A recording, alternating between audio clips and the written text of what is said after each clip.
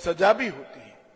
ये समाज को चुस्त दुरुस्त रखने के लिए बहुत जरूरी प्रक्रिया है, क्योंकि दंड ही नहीं होगा तो भय नहीं होगा, भय नहीं होगा तो डिसिप्लिन नहीं होगी, और डिसिप्लिन नहीं होगा तो स्वस्थ समाज की हम कल्पना नहीं कर सकते। इसलिए दंड की प्रक्रिया तो बहुत जरूरी है, परंतु जेल प्रशासन का जिम्मेदारी है, जो स्वभावगत क्रिमिनल नहीं है, जो बॉर्न क्रिमिनल नहीं है और जो आदतन क्रिमिनल नहीं है, वो सारे कैदियों को समाज में पुनः प्रस्थापित करने के लिए जेल एक माध्यम बनना चाहिए, कारागार एक माध्यम बनना चाहिए, और जेल प्रशासन इस दिशा में जाना चाहिए। जो जिनको सजा होती है, इसमें से 90% कैदी ऐसे होते हैं जिनका समाज में पुनर्वसन बहुत महत्वपूर्ण होता है। केवल मैं मानवीय दृष्टि से नहीं कहता, ये कानून और व्यवस्था की दृष्टि से भी बहुत महत्वपूर्ण है। मानवीय दृष्टि से तो महत्वपूर्ण है ही है, और इस मीट के अंदर अनेक प्रकार की प्रतियोगिता होने वाली है, जिससे पुनर्वसन की प्रक्रिया के लिए जो संवेदना कारागार प्रशासन के कर्मचारियों के अंदर, अधिकारियों के अंदर चाहिए, वो संवेदना की निर्मित होगी। यहाँ पर प्रश्नोत्तरी की भी प्रतियोगिता है, कंप्यूटर और टेक्नोलॉजी की प्रतियोगिता है, जेल का व्यवसायिक मॉडल की प्रतियोगिता है, स्वच्छता की प्रतियोगिता है, अनेक प्रकार के खेलों की भी प्रतियोगिता है। वॉलीबॉल, कबड्डी, 100 से 400 मीटर की दौड़, ऊंची कूद, ढेर सारे खेलों की भी प्रतियोगिता है।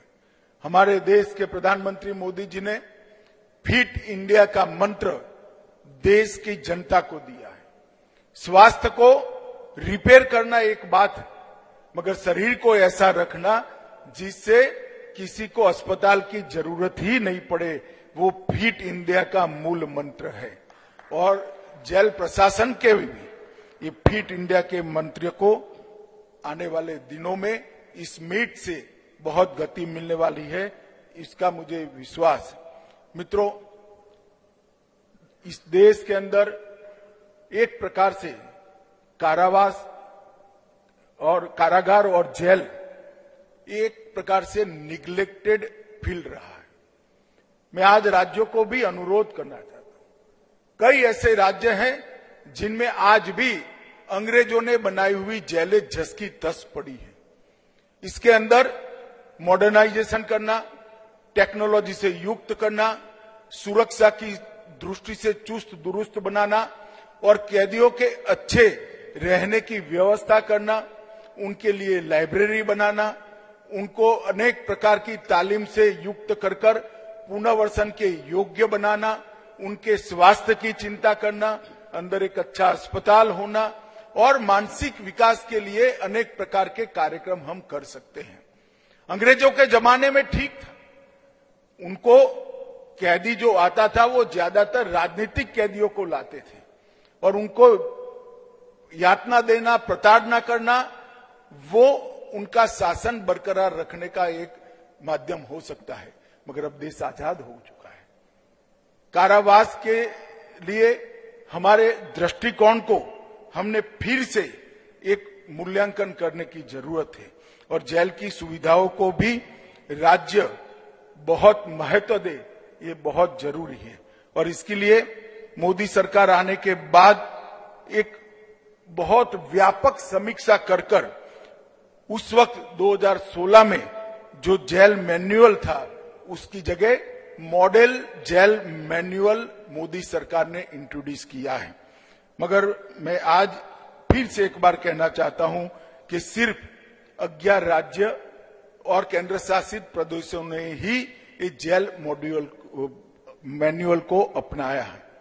मेरा आग्रह है सभी राज्यों से कि जो मॉडल जेल मैनुअल 2016 है, इसको सभी राज्य अविलंब स्वीकार करें और इसके आधार पर जेल सुधारणा के कार्यक्रम को अपने अपने राज्य में आगे ले जाए। इसके अंदर ढेर सारे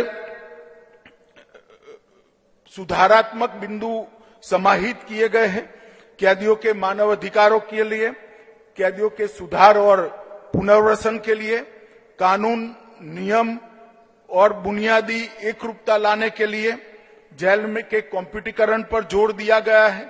महिला कैदियों के अधिकारों पर विशेष प्रावधान किए गए हैं और आफ्टर केयर की सुविधाओं पर ध्यान देने का एक बहुत बड़ा थ्रस्ट दिया गया है।